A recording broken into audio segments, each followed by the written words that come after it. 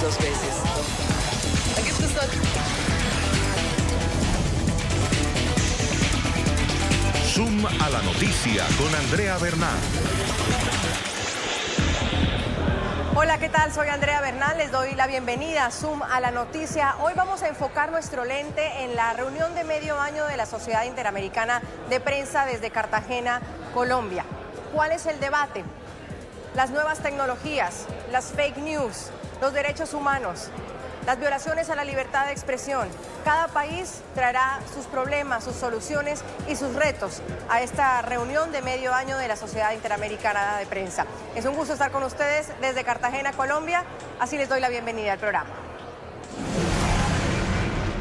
Claudia Gurizati, directora de Noticias RCN y NTN 24, dio apertura al certamen que se realiza en Cartagena de Indias. La defensa de la democracia y la libertad de expresión fue el tema central de la intervención del presidente Iván Duque. Para mí es un gran honor estar presente en este encuentro de la Sociedad Interamericana de Prensa. Lo es porque considero que esta es una institución que por años ha sembrado en toda la región un sentimiento de responsabilidad frente a la democracia, la defensa irrestricta de los derechos humanos y algo que considero muy importante en cualquier sociedad democrática, la defensa a ultranza de la libertad de expresión. El mandatario manifestó preocupación por las amenazas globales a la libertad de expresión. Lo que empezó a vivir Venezuela hace 20 años es lo que podríamos denominar una dictocracia. La constitución de un régimen que tenía como propósito el debilitamiento de todas las libertades. Aseguró además que su gobierno hará lo que sea necesario para defender la libertad de prensa. De aquí al 7 de agosto del 2022 vamos a trabajar de la mano todas las autoridades para esclarecer, para castigar y para prevenir cualquier amenaza a la libertad de prensa en Colombia. El presidente concluyó con una referencia a los debates políticos de los últimos días en el país. Desde hace 9 meses he tenido esa convicción. El respeto por la prensa, el respeto por los medios, el respeto por las Cortes, el respeto por el Congreso. Y por más difícil que sea cualquier debate, es preferible un debate que se agote profundamente con la independencia de los poderes y en el marco de la democracia, que volver a las prácticas de someter la conciencia de los poderes y tratar de alinearlas como si no tuvieran la injerencia por la puerta trasera del poder. Y por supuesto, cuando uno está en estas reuniones, lo que encuentra, sin embargo, por supuesto, son colegas, personas que se dedican a este oficio desde muchísimo tiempo, directores de medios de comunicación, directores de periódicos y directores también de organismos que luchan todos los días desde sus países por una prensa más libre, por que se preserve la libertad de expresión en cada país. Hoy me acompaña Francisco Rocha.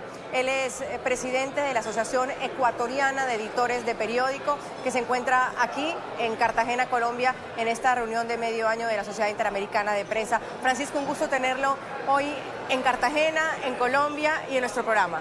Muchas gracias, Andrea. Siempre es un placer conversar y sobre todo con un medio que en la región toma en consideración lo que pasa.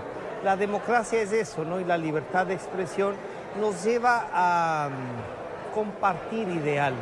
El discurso que acabamos de escuchar del presidente Iván Duque, diría, me ha llenado de mucha satisfacción escuchar a un presidente decir que todos estos problemas que usted nos plantea, que los vamos a discutir aquí, pasa por el humanismo. Si tenemos un mundo digital que prioriza la tecnología, pero si los humanos que han creado esa tecnología, que la usan como tecnología, somos capaces de darle el sentido humano, o sea, esa parte más palpable de encontrarnos, de discutir, de la palabra, de usarla bien a la palabra, de tener formación cívica, nos ha dicho, de formación democrática, ese humanismo suscribo completamente y estoy muy contento. Iniciamos la reunión de medio año de la CIP con un discurso de un presidente distinto, de un presidente que se compromete, firma la declaración de Chapultepec hace no menos de 3 semanas, un mes. Estuvimos haciendo lo mismo en Quito. El presidente Moreno firmó, ratificó los principios de la declaración de Chapultepec.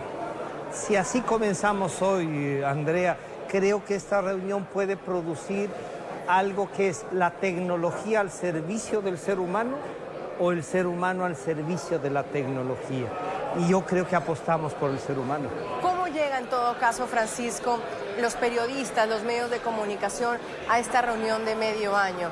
¿Se puede hacer como un doctor, un diagnóstico de realmente cuál es la situación que vivimos? Porque muchos dicen es que la impunidad continúa, los periodistas los siguen asesinando, hay leyes mordazas que sin embargo pues hace unos años estaban más fuertes que hoy por hoy, pero ¿cómo se vislumbra el presente? Es un presente difícil. Hay, yo diría, problemas más agudos en zonas. Lo de Venezuela es impresionantemente, yo diría que nos convoca. Lo de Nicaragua es tremendamente preocupante. Lo de Bolivia, lo de Cuba, no podemos olvidarnos por lo de Venezuela, Nicaragua, Bolivia. No podemos olvidarnos de Cuba, que están más de 60 años con eso. Unos medios asfixiados por una cantidad de legislaciones en nuestros países. Siempre hay la tentación de controlar a los medios de comunicación, sus libertades. Creo que la ciudadanía reconoce la labor que prestamos, pero nosotros también le pedimos a la ciudadanía que nos acompañe, porque eso tiene un costo y es difícil decir que las libertades también tienen costos económicos. Si no compran periódicos, si no hacen publicidad, si no se comprometen con el trabajo de lo que es hacer comunicación y prensa profesionalmente, vamos a llenarnos de noticias falsas, vamos a tener manipulación de los hechos y vamos a trabajar por una desinformación global. ¿Qué necesitamos ahora? Generar un profesionalismo, y ese profesionalismo a través de que los medios nos prometemos avanzar en la técnica, sí, pero el acompañamiento de la empresa, del ciudadano, de los gobiernos, a no intentar controlarla y nosotros a brindarles un trabajo profesional que sea para deliberar, para buscar una profundización de la democracia. Hay otro tipo de amenazas, Francisco, por hoy. Hablábamos años atrás de las amenazas del crimen organizado, del narcotráfico, que existen todavía y podemos ahondar en ellas. Quizás de los regímenes dictatoriales, lo vivió el Ecuador casi una década con el presidente Rafael Correa, lo sigue viviendo en Venezuela, pero la amenaza ha cambiado a que hoy por hoy no nos creen.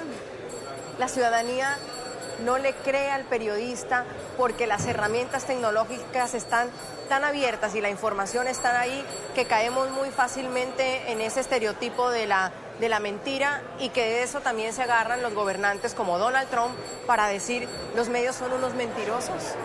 Sí, pero también han trabajado mucho en decir que somos en Ecuador 12 años prensa corrupta y a algunos parecería que al hacernos una broma así no pasa nada. No, está en la mente eso. Las amenazas han cambiado. El día de ayer habríamos cumplíamos un año del asesinato al grupo de trabajo de comunicación del diario El Comercio. Y fue una reunión de medio año de la CID en Medellín, donde estando reunidos el presidente Moreno confirmó que habían sido asesinados.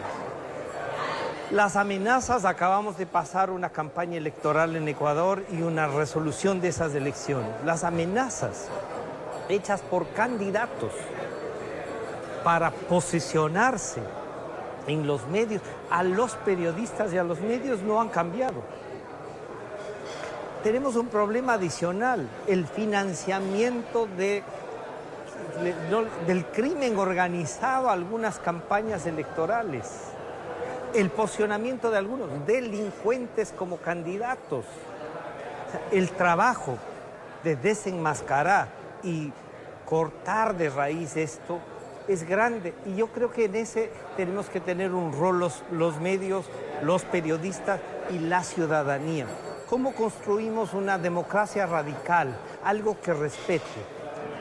Acaban, digamos, todos los días acabamos de tener noticias de qué pasó en México, de qué pasa en Venezuela, de qué pasa en Nicaragua. Muertos periodistas, muertos ciudadanos, la persecución, el intento de chantajearnos para que no hagamos cosas, ¿no es cierto?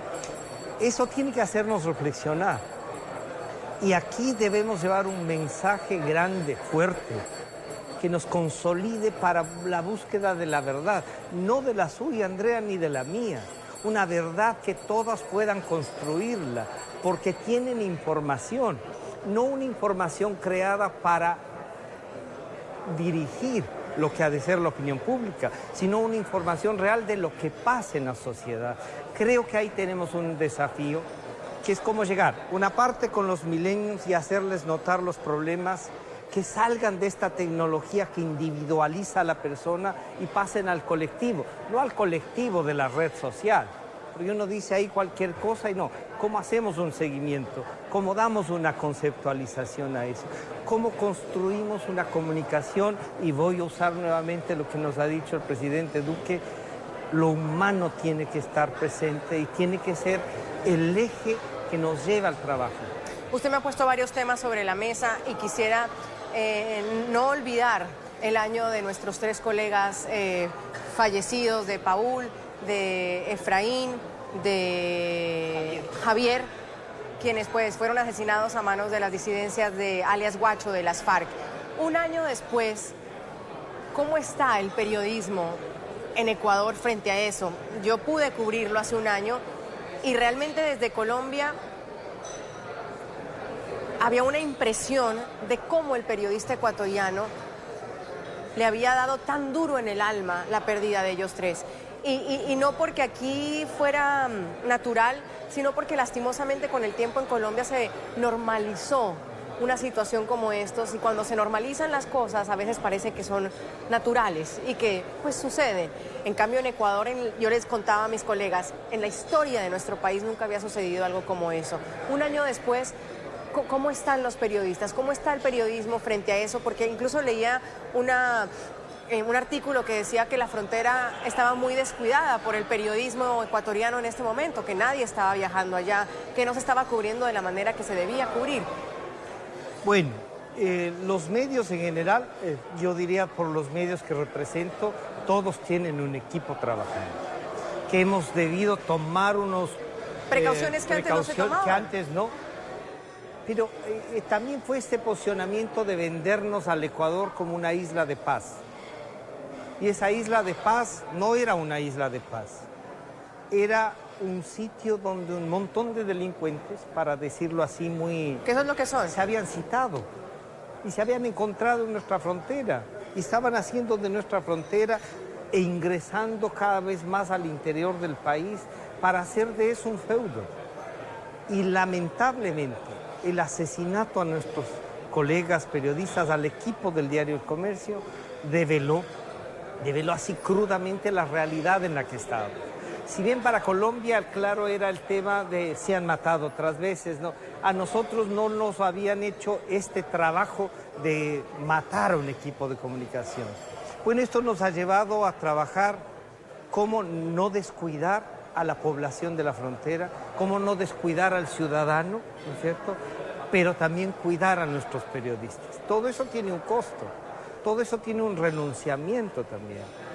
Nos pegó duro, estamos reaccionando, yo diría, de la mejor manera, pero sin romper un compromiso, Andrea, que es el que nos motiva siempre, el de no callar. No vamos a callar frente al atropello, no vamos a callar frente a la falta de democracia, pero sobre todo vamos a seguir trabajando para que la ciudadanía tenga la información y pueda resolver por sí misma lo que está aconteciendo en cada uno de nuestros países. En el Ecuador hemos trabajado por la ley, nos ha ayudado el tema de que hay un presidente distinto, Hay 61 leyes que hay que discutirlas, que fueron tejiéndose para acallar a los medios de comunicación. Todo eso está pendiente y nos ayuda a pensar que estos colegas asesinados, que nos dejan como un símbolo de lo que nos puede pasar si no trabajamos en eso, tenemos que resolver también la impunidad. Ecuatoriano, Francisco, hoy por hoy vive otro momento.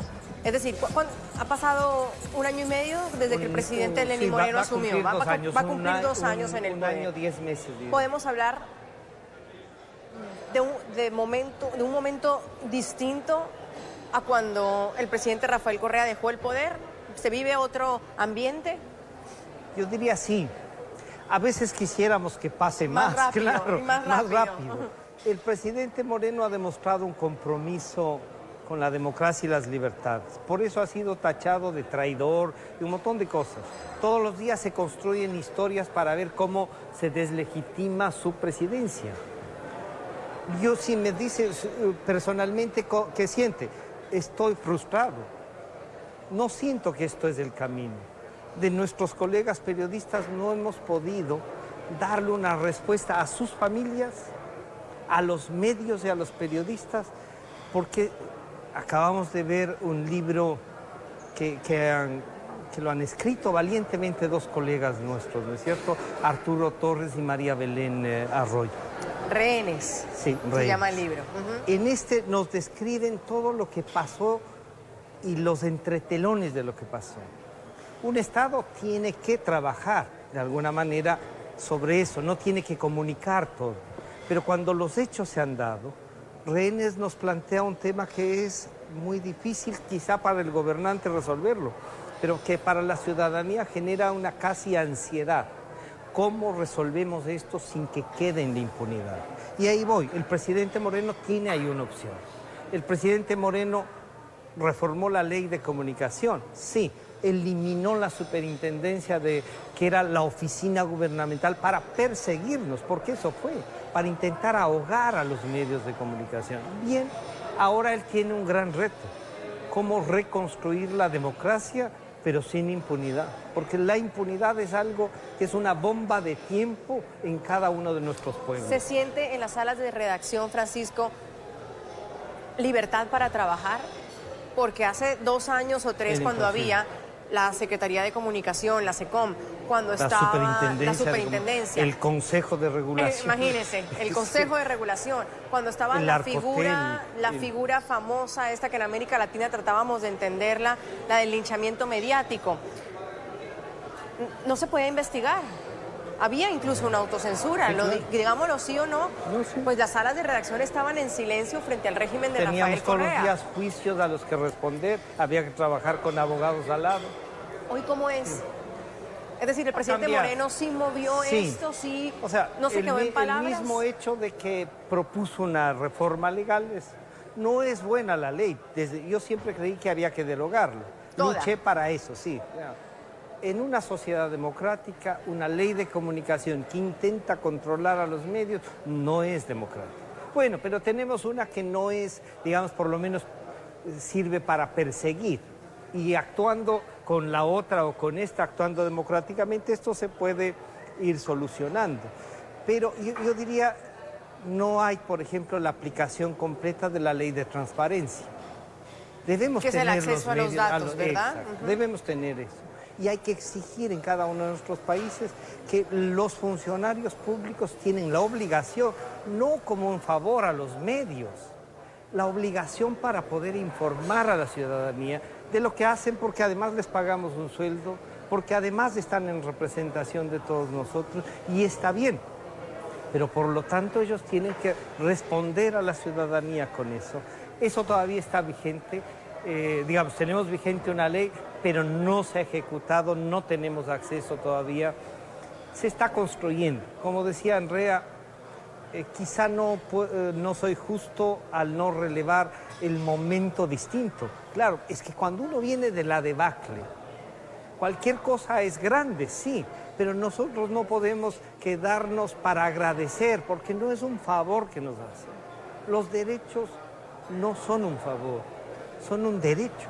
El presidente Rafael Correa los llamó prensa corrupta, Bestias salvajes, época en la que yo todavía ejercía el periodismo allá y empezaba esta situación del periodismo con el presidente Rafael Correa. Por primera vez en 10 años, los directores de los medios de comunicación llegaron hasta el Palacio de Gobierno, Francisco, y se sentaron con un presidente, con el presidente Lenín Moreno. ¿Qué les dijo? ¿Qué dijo el presidente Lenín Moreno a los directores en ese entonces? Bueno, primero fuimos con la CIP. Y eso era casi 15 años que la CIP no había visitado a un presidente. Y con los directores de los diarios, que era un hecho sin precedente, inédito en eso, el presidente Moreno dijo, bueno, esta es la casa de todos ustedes. Y cuando digo de todos ustedes me refiero a todos los ecuatorianos, a las libertades, a la democracia, y yo me comprometo a reformar esa ley, pero además a construir una sociedad democrática. Y yo le tomo la palabra al presidente, pese a mis dudas a veces del proceso, creo que sí se está avanzando. El presidente Moreno se lo siente convencido de que la libertad y las libertades son un camino para construir democracia. A ratos le sale lo de la revolución ciudadana, no hay que olvidar, él ha estado 12 años en eso, y de hecho el país está gobernado por quienes 12 años han representado a la revolución. Hay muchos subsecretarios, directores nacionales. Claro, no se le puede pedir que desmonte a todo el grupo que lo llevó a la presidencia. Pero el reto es grande, y yo diría el presidente ha tenido esa apertura. La siguiente fue el mes pasado con la firma de Chapultepec, con una reunión muy grande, muy de compromiso del Estado ecuatoriano. Y bueno, ahora tenemos que ver una cosa, ¿no? El presidente debe resolver el tema de nuestros colegas, ahí hay mucha sombra, y debemos dar por terminado, Andrea, a través de esta superintendencia de comunicación, que por ley desaparece, pero que está ahora más o menos 450 juicios que hay que resolverlos. Y entonces, todo eso es un camino por construir. Avanzamos sin duda, como usted dice, no es suficiente, pero si lo miramos desde el otro lado, Francisco, y no solo en el Ecuador, en la región, ¿qué podemos hacer los periodistas mejor? Primero, no callar.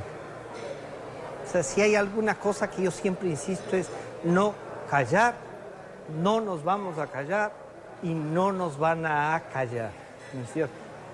¿Qué hacemos mejor? Ser más rigurosos en la noticia, ser menos apasionados y quizá salirnos, no somos promotores de ideas, somos los que transformamos esas ideas en información de los actores políticos. No nos convirtamos en actores políticos, pero sí defendamos con la suficiente fuerza, que a veces puede confundirse con actor político. No, si yo defiendo una idea, yo acabo de defender el voto nulo en el Ecuador sobre el Consejo de Participación Ciudadana. Eso no me hace militante de una causa, sino poner en el escenario político la discusión entre quienes deben tener. ¿Qué debemos hacer mejor? Investigar más, ser rigurosos con eso y no prestarnos para que ningún político, ningún empresario, ningún sector social crea que somos a través de los cuales van a imponer sus ideas. Debemos tener cuidado. Y nuestro compromiso como periodistas, como medios de comunicación, tiene que ser ese cuidado. Vamos a garantizarlos con la verdad. Es verdad, valga la redundancia, que esa no es la que todos pueden tener, pero que tiene que ser el equilibrio de la democracia, de las verdades vistas al interior de los grupos sociales, la que debe darse a conocer a la sociedad. De esta forma vamos a hacer una pausa aquí en Suma la Noticia. Gracias a Francisco Rocha, Gracias, de la Asociación Andrea Ecuatoriana de Editores de Periódico, por darnos pues una mirada no solo de lo que pasa en la región, sino sobre todo en el Ecuador, que en esta cita pues va a poner sobre la mesa la problemática, pero también es uno de los países de los que se ha hablado más de un exitoso cambio. Para Francisco un poco lento, pero que se ha dado en cuestiones de libertad de expresión para los periodistas. Francisco, un gusto haberlo tenido. Andrea, muy amable. muchísimas gracias. Un abrazo del país. Gracias, muy amable. Lo recibo con cariño. Vamos a una pausa. Una dictadura con esas características no se va sola. Durante el encuentro surgió el debate de una eventual intervención militar en Venezuela. No puede ser descartado a priori, porque eso sería, primero, contrario a derecho, porque ¿con qué derecho podemos decir a priori que esto no va a ser aplicado nunca ni en ningún caso a Venezuela? Eso es contrario a derecho. Así como el proceso inédito que está viviendo Venezuela en su camino hacia el restablecimiento de la democracia, los panelistas destacaron el papel del presidente interino Juan Guaidó. ¿Qué tiene ese líder que no tuvieron otros líderes de la oposición muy interesantes, con propuestas buenas, maravillosas, también luchadores como Leopoldo López, como Capriles, como María Corina? ¿Qué es lo distinto de Juan Guaidó? Guaidó es como un fenómeno político único, porque nadie hubiera pensado hace 2 meses que iba a aparecer un líder con esas características. Entonces, él aparece primero haciendo magia con la unidad de la oposición. Reconocieron, sin embargo, que se necesita una continuidad en el proceso de transición. Ese proceso depende, uno, de que se establezca la articulación correcta para que todo esto funcione, que no es fácil, y que Guaidó mantenga su liderazgo, pero también, si pasa mucho tiempo, eso puede empezar a descender. La dura situación que actualmente sufren millones de venezolanos también fue abordada por el director para las Américas de Human Rights Watch, José Miguel Vivanco, quien aseguró que alista un nuevo informe para el próximo 4 de abril. El secretario general de Naciones Unidas debe, de una vez por todas, declarar el caso de Venezuela como un caso de emergencia humanitaria. La crisis humanitaria en Venezuela, que concierne directamente a los países vecinos como Colombia, también fue tema de conversación. Estas personas, cuando llegan a nuestro territorio, se separan temporalmente de sus funciones como militares, y eso lo hacen de manera voluntaria y lo expresan, digamos, en los documentos que deben firmar para iniciar todo este proceso. Gracias por seguir con nosotros aquí en Suma la Noticia de NTN 24. Transmitimos desde Cartagena, Colombia, en la reunión de medio año de la Sociedad Interamericana de Prensa, en la que Noticias RCN, La República, Radio RCN y NTN 24 son los anfitriones de este importante evento donde se debate la libertad de expresión, la situación de la libertad de expresión en diversos países, los retos, las nuevas tecnologías, las fake news, y donde se ha dado una situación muy importante. El presidente de Colombia ha firmado la declaración de Chapultepec, además que también, como veíamos al inicio, teníamos un panel muy importante sobre Venezuela, justamente hablar de ese país que nos sigue preocupando a todos los periodistas y a la sociedad civil. Por eso está con nosotros Alejandro Aguirre, él es expresidente de la Sociedad Interamericana de Prensa, nos acompaña aquí hoy en NTN 24. Señor Aguirre, un gusto tenerlo. Muchas gracias por la oportunidad de estar con ustedes hoy.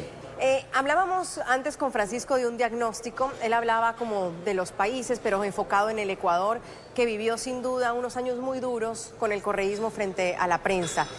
Quienes aún no salen de ese yugo y lo que han tenido que hacer es algunos salir del país porque no lograron aguantar más, porque se acabaron los periódicos, porque cerraron los canales, sin duda uno del NTN 24 que fue clausurado, cerrado por el régimen de Nicolás Maduro.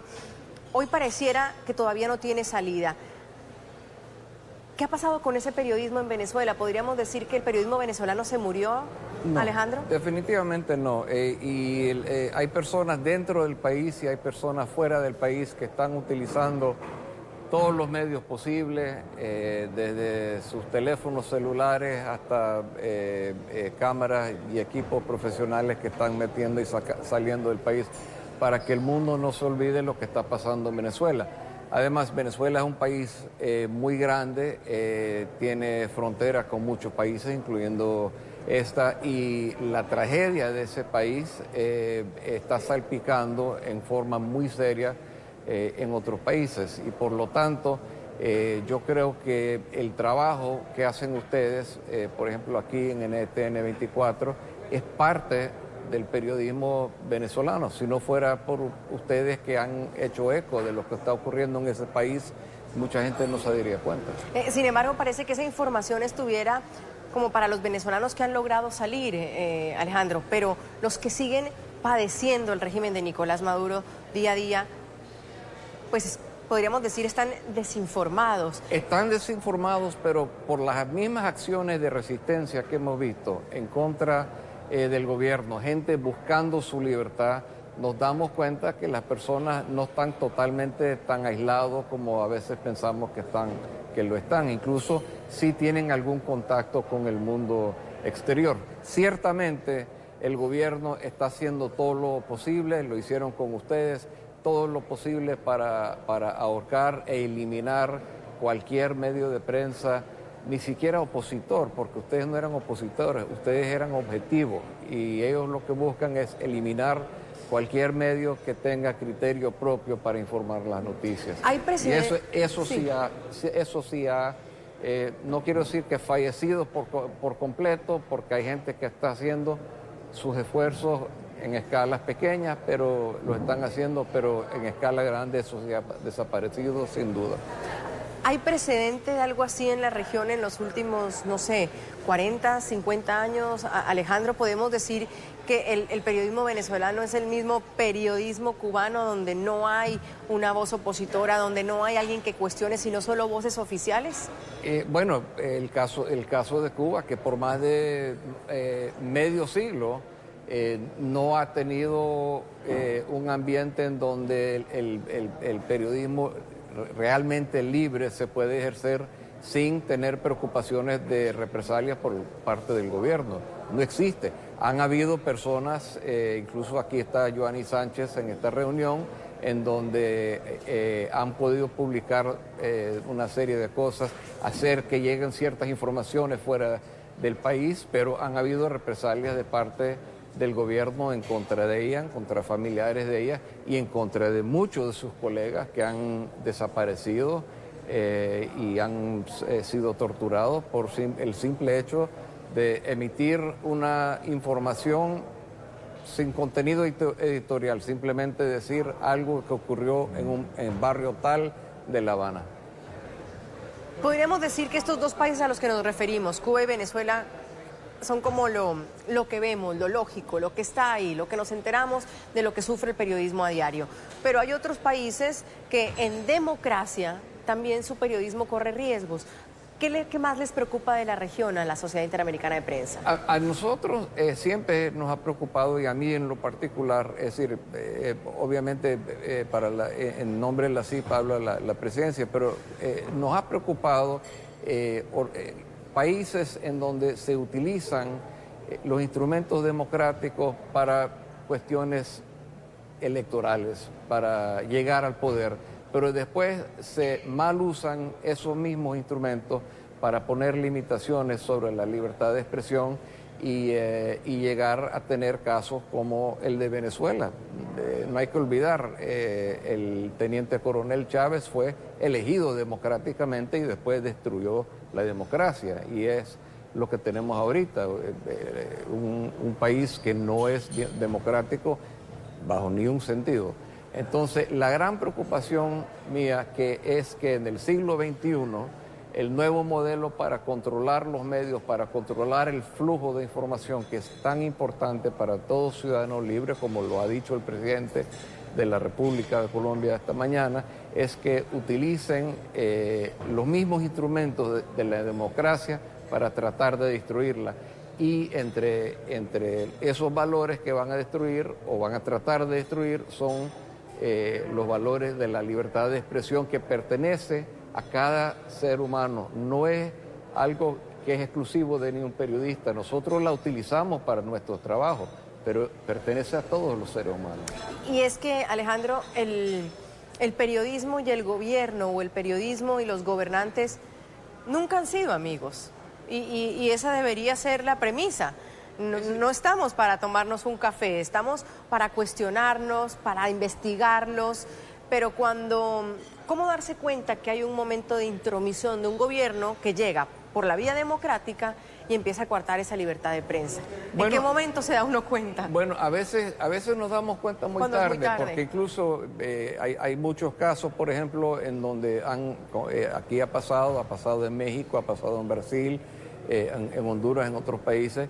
La seguridad de los periodistas es una forma de coartar la libertad de expresión, y casos en donde los gobiernos no investigan adecuadamente los asesinatos de los periodistas, leyes que se aprueban para limitar la publicidad, que es lo que nos mantiene a nosotros independientes y económicamente independientes del gobierno. Son muchos las formas, algunos sutiles, otros menos, que se utilizan para tratar de controlar o castigar la prensa, la compra de divisas para buscar materia prima, en el caso de periódicos, que a veces se les imposibilita la compra de papel. Son muchas las formas que utilizan los gobiernos y eso es algo que tenemos que estar al tanto siempre. Yo creo que siempre hay una tendencia, aunque hay estadistas que son buenos gobernantes y son democráticos dentro de lo más profundo de su ser, que tratan de ejercer de esa forma, pero creo que hay la tendencia, la seducción del poder, que crea una situación peligrosa en donde otros gobernantes tratan de eliminar cualquier obstáculo que puede llegar a tratar de controlar o de ponerle una contrabalanza a lo que ellos están haciendo, a sus aspiraciones. Era tan fuerte o tan poderosa y que las instituciones, tan fuertes también en muchos países de América Latina, que no pensamos que Venezuela podía llegar a este momento, o quizás que en Ecuador tampoco, o en Bolivia, o en su momento en Argentina, aunque algunos de estos países pues se han devuelto a la democracia, no todos. ¿Qué pasa en Estados Unidos, Alejandro, donde hay un presidente que todos los días llama mentirosos a sus medios, al Washington Post, al New York Times, a CNN, a MSNBC, en el Twitter los ataca todos los días, vota a unos periodistas de su sala de prensa, no les deja preguntar, y uno dice, ¿será que en Estados Unidos a dónde estamos llegando? ¿O es simplemente su forma y ya? Bueno, yo creo que es preocupante cuando el presidente de los Estados Unidos toma una actitud tan en contra de los medios, pero también tengo que decir objetivamente que es uno de los presidentes que tiene más interacción con los periodistas, porque yo creo que a él le encanta la pelea y creo que a los periodistas les gusta la pelea también. Es una forma. A mí no me gusta la forma en que él actúa con la prensa, pero la prensa también ha sido muy agresiva con él. Es decir, creo que los dos se hacen el juego el uno al otro, pero definitivamente es preocupante tener un gobernante que sistemáticamente está desacreditando a toda la prensa, porque todos no somos iguales, todos tenemos diferencias de criterios, diferencias de estilo, algunos lo apoyan, otros no lo apoyan, pero sí lo que tenemos es una pelea constante con él, y él se ve en todo sentido es un gallo de pelea. Porque algunos dicen que los medios de comunicación en Estados Unidos no están haciendo su trabajo, Alejandro, sino que se convirtieron en opositores. Hay personas que consideran que es así. En la última reunión de la CEIP estuve hablando con uno de los profesores que fue ponente en uno de los paneles, y precisamente le dice, veo que hay un activismo de parte de algunos de los periodistas, y le pregunté, era un profesor de New York University, y él me dijo, sí, yo creo que no hay nada malo con eso. A mi forma de ver, no es la mejor forma de ejercer periodismo desde el punto de vista de que yo siempre aprendí que nosotros debemos de informar los hechos y un poco salirnos hasta donde sea posible del centro del círculo. Es decir, no llegar a ser nosotros los protagonistas de una noticia. No quiero decir que con un presidente como Donald Trump, que es una persona sumamente compleja, hubiera sido distinto. Pero, por ejemplo, si uno analiza el famoso informe de Mueller que acaba de salir y que todavía estamos viendo los efectos del informe de Mueller, cuántas horas le dedicaron al informe de Mueller, cosas que se estaban filtrando obviamente a la clase política en contra del presidente Trump, y obviamente se estaban, ellos en la Casa Blanca me imagino que tenían ciertas informaciones también, pero resulta que hasta ahora lo que se ha visto en el público, el informe de Mueller no indica que hubo una cooperación del gobierno de él o de la campaña de él con los rusos. No dice que los rusos no trataron de influir en las elecciones, pero dice que no hubo una coordinación con la campaña de él. Y sin embargo, por 2 años habían medios muy importantes que lo único que le faltaba era decir la hora y el lugar día en donde iba a salir el de la Casa Blanca. Y creo que él es una persona que no tolera, y en ese sentido no es buen político, mi opinión. Y cuando sucede esto, porque creo que el informe Mueller fue un duro golpe sin duda para la prensa, ¿cómo está en este momento, cómo quedan esos periodistas, cómo quedan esos medios de comunicación, yo creo que es un frente a momento, lo que sucede? Creo que es un momento de reflejar, creo que es un momento de a veces resistir, tener una primicia cuando en realidad hay que dejar que ciertos procesos legales tomen su curso y esperar hasta que esas instituciones, el señor Mueller ha sido una persona muy respetada por la prensa, incluso tenía que haberlo dejado hacer su trabajo que duró 2 años y después dar la información, pero sí hay la tendencia en nuestra industria de ser los primeros en sacar la noticia, y esa parte lo entiendo, pero sí creo que nosotros tenemos que reflexionar un poco sobre lo que ha pasado ahí, pero también creo que la clase política tiene que reflexionar también, porque ellos también son los que dan cuerda en estas cosas. Alejandro, en todo caso, hay quienes están sumamente preocupados por la situación de los medios de comunicación en Estados Unidos. Sí. Y hay otros que dicen, las instituciones son tan fuertes y la separación de poderes es el core, la columna vertebral de los Estados Unidos, que allá no va a pasar nada parecido a lo que sucede en nuestra región o lo que ha sucedido en algunos países de la región.